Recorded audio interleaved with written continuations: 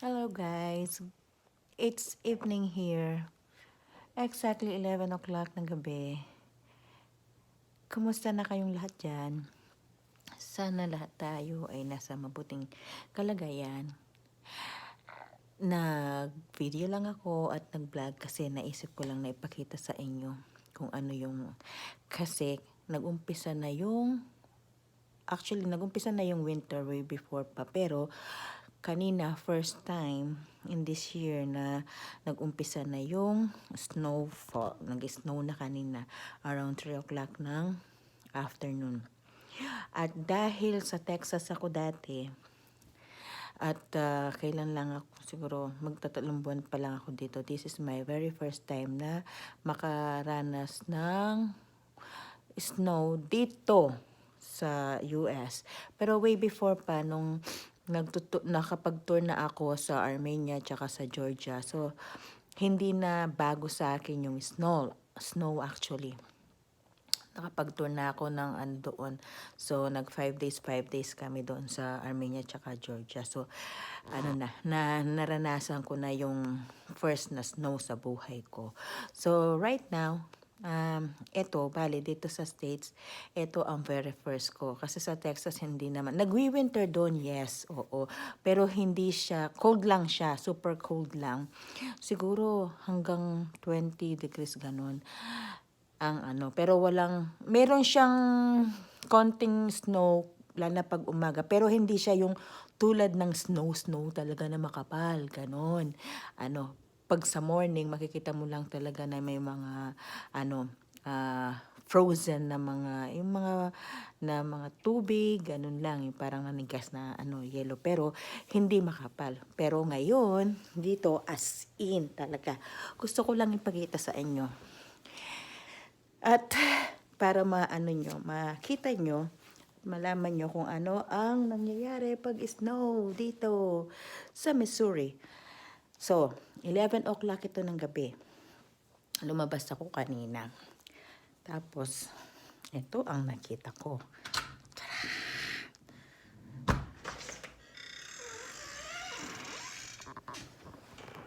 Pakita ko sa inyo, ha? Taran! Ayan. Ganyan. Ganyan. Ang 11 o'clock ng gabi. So, hindi nyo nakikita medyo wala lang, naglalaro lang. Pero, grabe. Ayan. So, hindi ko actually alam kung ilan ang thickness ng yellow. At maliwanag siya. Diba? Kasi nga, puro puti. So, ayun. Pasok na tayo. Diba? Okay. Tanungin natin si Alexa kung ilan ang ngayon? Anong weather? Alexa, what's the weather tonight? Overnight, in Kansas City, you can look for snow, with temperatures around 27 degrees Fahrenheit. Also, there's a winter weather advisory in effect until Sunday, November 26th, 6 a.m. Do you want to hear more details? No, thank you. So, Okay. ayun, 27 degrees pa lang yan, ha? Hindi pa yan nagne-negative. Sinabi ba niya negative? Pero I think hindi, So, yun po ang nangyayari ngayon dito sa Missouri. So, malamig na malamig. At Sunday daw. So, today is, ngayon? Saturday. So, bukas ng alas 6. Hanggang alas 6. Sana naman bumaba na yung hindi pala bumaba kasi pag bumaba lalong lalamig tumaas na yung temperature at sumilay na si haring araw kasi mahirap pag pag malamig hindi ka makakilos. Ang hirap din kasi Tulad niyan, totoo nga ang sabi ng kaibigan ko, hindi talaga ako makakapaglagad ko. Di pa sa iba kong mga video, sa past video ko makikita nyo naman, naglalakad lang ako papunta sa work at pauwi. Ngayon, hindi ko alam ngayon kung paano ako papasok. Buti na lang bukas, Sunday, off ko at wala akong pasok. So, yay, thank you Lord. Pero paano pag may pasok, di ba? Over na lang. Wala pa naman akong boots pa na, meron akong boots na pang pang winter, pero hindi siya yung mataas talaga. Umaabot daw ng 9 inches minsan. Up to ang kung ano daw, sometimes below the knee yung yung yellow. Grabe. Grabe ang buhay. Alam nyo, actually, hindi ko masyadong yung fan ako ng ganitong weather. Hindi. Kahit nung naranasan ko yan na-experience ko na yan nung nag-tour kami. Kasi alam mo yung lalabas ka, ilang patong ang ang kailangan mong isuot. Tapos, hindi ka pa makakalakad ng maayos.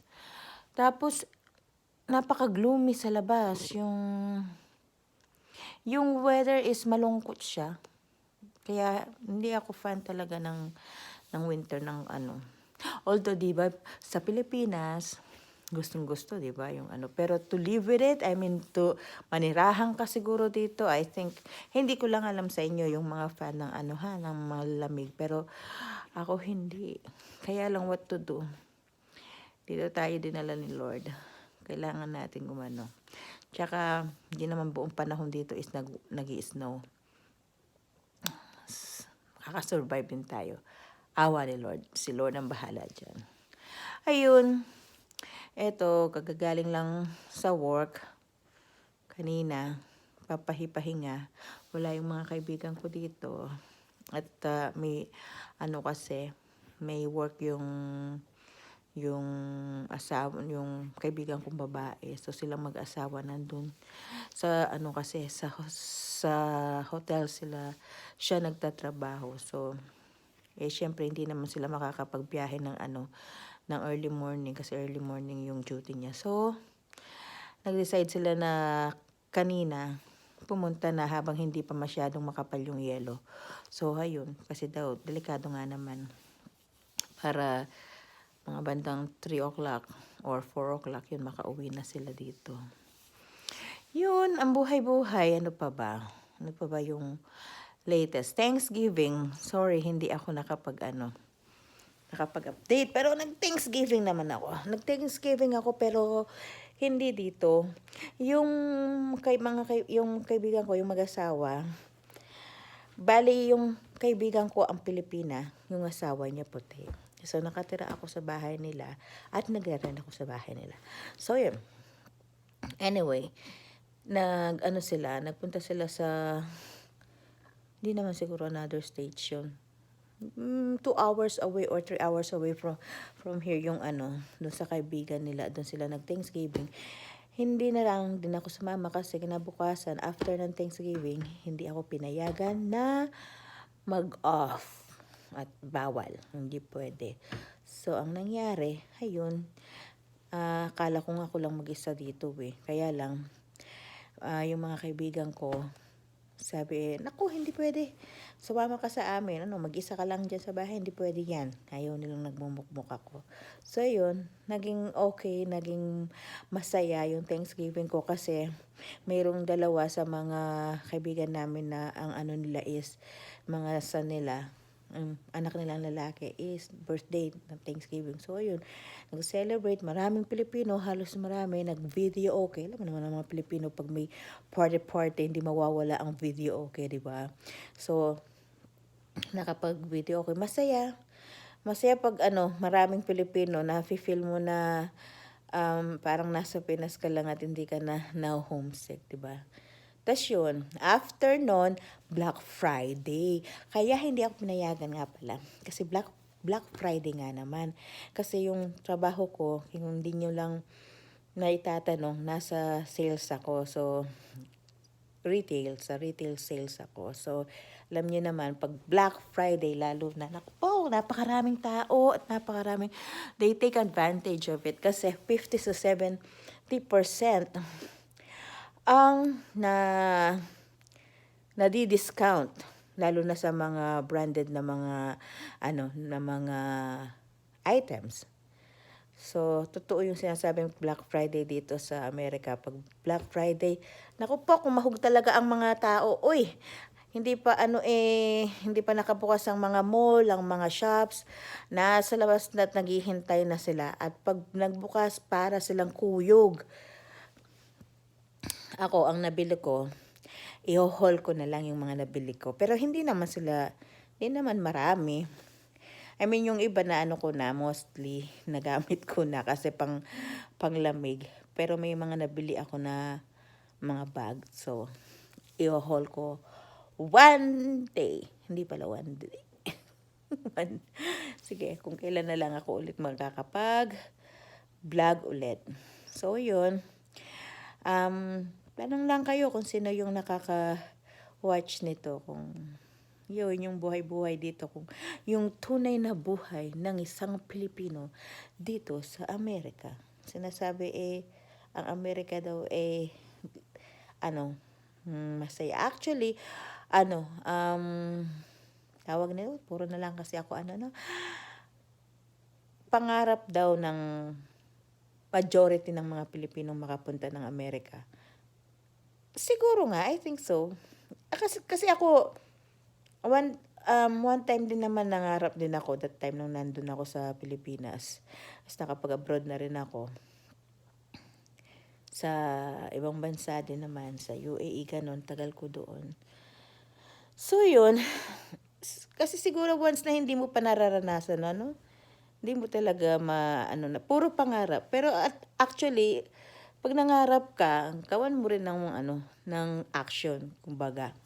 So, tapos, si Lord ang bahalang siyempre, with a lot of prayers at lot of faith na tutulungan ka ni Lord, makikita niya yung motive ng puso mo kung talagang para dun ka, di ba? So, ayun. Ang buhay ng Pilipino na dito, ordinaryong Pilipino na pagkagising mo, ang iniisip mo kagad trabaho. Pagkalabas mo ng trabaho, iniisip mo makapagpahinga ka ng konti, tulog, tapos kinabukasan, trabaho na naman. Ganun yung In compare sa UAE na 12 years ako, doon, parang mas na-feel ko yung lungkot dito at boredom dito kaysa doon. Kasi doon naman, kasi yung maraming Pilipino at hindi ka malulungkot kasi marami kang nami-meet na mga kababayan na feeling mo nasa Pilipinas ka lang. Tapos accessible sa lahat. Sabi ko nga sa inyo, 'di ba, dahil hindi ako nagda-drive at matututo naman ako, in all fairness lang. Alam ko marami sa inyo magsasabi, but hindi ka kasi mag-drive at hindi ka matutong mag-driving lessons ka. Sa sunod na yan, huwag kayong mag-alala. Papunta na tayo dyan. Anyway, ayun. Tapos, dahil dito, per hour yung pinapasweldo sa'yo. Ganda ng kutis ko dito sa lightning na to, wala na naman ako ang pinapasahod sa'yo per hour. So, yun, hindi sila nagbibigay ng mga maraming holidays. Compare mo sa UAE na maraming holidays, paid ka pa, di ba? Kasi per month ang doon. Tapos, pag nag-UAE day, nag-birthday si Sheikh, ganon, holiday na, with pay. Diba, maraming doon. Compare mo dito na wala. Tapos yung kung babakasyon ka, ang ibibigay lang nila dito sa US 2 weeks. 2 weeks na. Pero walang pay yun. Walang pay. Hindi yun bayad, pero hindi kayo nila bibigyan ng 1 month. Dahil pag mag 1 month ka, talsik ka sa trabaho. Ganon. Hindi tulad doon na 1 month at hindi yun ang maximum. May 45 days pa nga. Ang alam ko na maximum na sa regular na trabaho doon. With pay. With pay. 45 days with pay. Dito nga. At hihingi ka ng 3 weeks, magmamakaawa ka pa kasi 2 weeks nga lang ang binibigay, ganun. Tapos may mga may mga company din sa UAE na na after 2 years, 'di ba? Free yung ticket. Dito wala. Walang free ticket dito. Bibilhin mo ang ticket mo. At napakamahal ng ticket dito. Dito sa Missouri, nag-research na rin ako. Ang pinakamababa, correct me if I'm wrong lang po, baka naman meron naman taga Missouri na mag-comment na Pero, mababa na siguro, mababa kung makikita is 1,008. Pero regular mostly is $2,000 plus, $2,000, ganun, $2,000 plus dollars. Mahigit 100,000. Tapos magto 2 weeks ka lang, 'di ba? Parang hindi siya worth, 'di ba? Pero walang magagawa kung gusto mo talagang makita at makasama yung pamilya mo. Yun ang gagawin mo. Kaya kailangan ipon talaga, sobrang ipon talaga. Yung kailangan na pag gagastusin mo doon, kailangan sulitin mo talaga. Kung 2 weeks or 3 weeks, susulitin mo talaga. Ayun, salamat for now. Na tayo? Ayun na naman si this is our video for today. And I'll see you on the next video. Sana mag-subscribe para tumami tayo. At comment lang kung ano yung gusto nyo pong itanong. Salamat po sa panonood ko. Thank you. God bless us all. Stay safe. Bye-bye.